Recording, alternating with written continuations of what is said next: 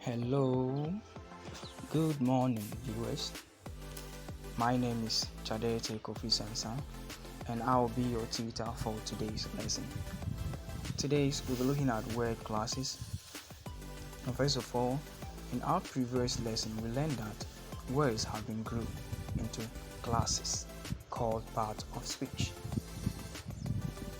There are 9 parts of speech, and we have the major part of speech and the minor part of speech.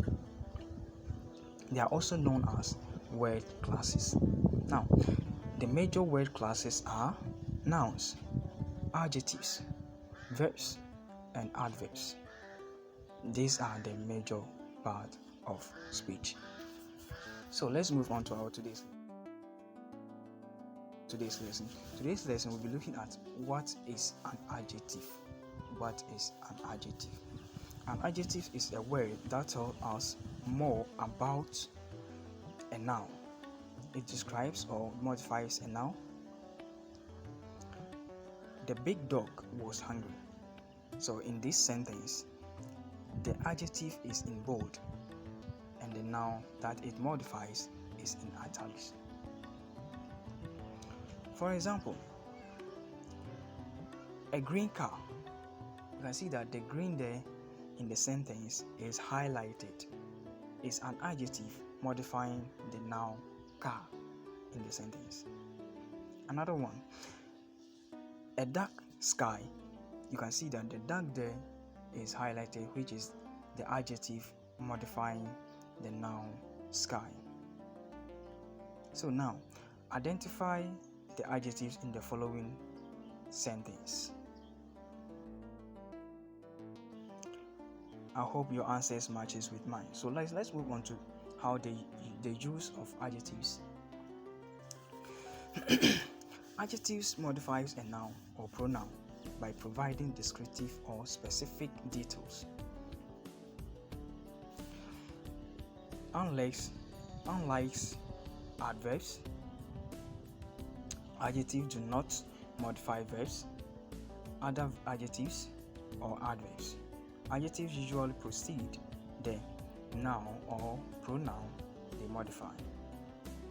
Adjectives do not have to agree in a number or gender with the nouns they describe. So now, use the following adjective to form correct sentences. And the table below also shows how adjectives are formed. Now let's look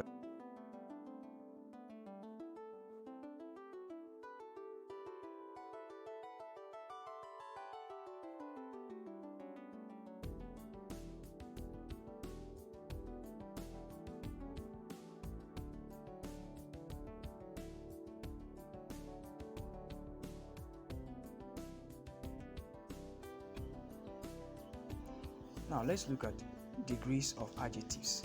Adjectives have 3 degrees that compare one thing to another. They are positive degree, comparative degree, and superlative degree. To describe, quantify, modify, or identify nouns or pronouns, adjectives are used in a specific conditions. They are used in the specific conditions. So now let's look at the positive degree. Positive degree simply express the quality of a person, place, or things. For example, Ali is a brave boy. You can see that the brave there is describing how Ali is. Okay, let's move on to comparative degree.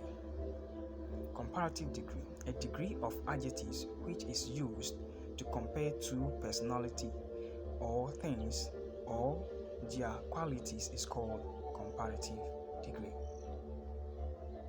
For example, Ali is brave than his friend. So you can see that Ali, the brave is describing how Ali is than his friend. that one is comparing two things. So it's describing how it's Ali is more than his friend. So now let's look at superlative degree. A degree of adjectives compare more than two personalities or things or their qualities is called superlative degree. For example, Ali is the bravest boy in the class.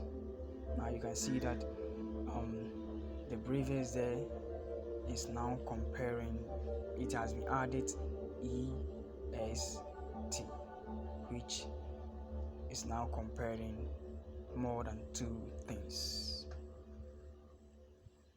Okay, so let's look at the table. And the table below shows how the positive form, the comparative form, and then superlative form, the word degrees are formed. Now, before we move on, let's try to solve this, to answer these questions.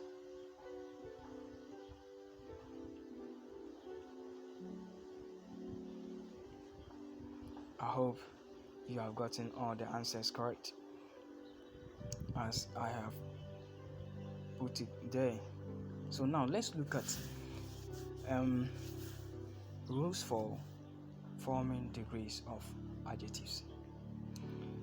Most adjectives usually, most adjectives using one syllable words, that's a single syllable words, form their comparative degree by adding er, and their superlative degree by adding est to form their positive form of adjective. They add est and er to form their positive form of adjective. Some adjectives using more than one syllable words form their comparative and superlative by adding more and most before them. They are used by adding more and most before them. That's why when we look at the second table there, that's why we have the clear, and then you have clever, and the clever, and then the cleverest. Then we have the confused, more confused, the most confused. Then they have the difficult, the more difficult, and then the most difficult. Okay, so let's move on. So adjective. Okay. However, it is important to note that some adjectives have no fixed rules to form their comparative and superlative form. Such adjectives forms are unknown. Such adjectives are known as irregular forms. Thank you for your time. I hope this small lesson that I presented, I hope you understand it, and hope we will meet again next time.